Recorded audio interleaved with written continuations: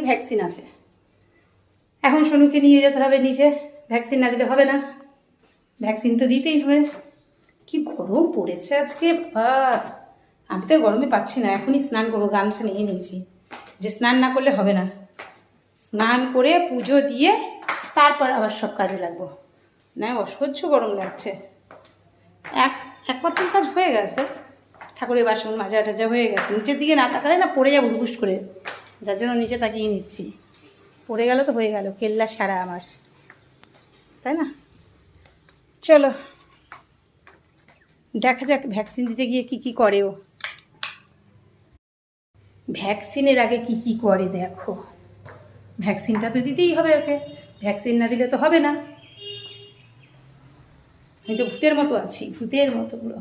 আমার সকাল মানেই ভূতের মতো থাকা, কোন দিকে করব কোন দিকে না করব মুশকিল হয়ে যায়।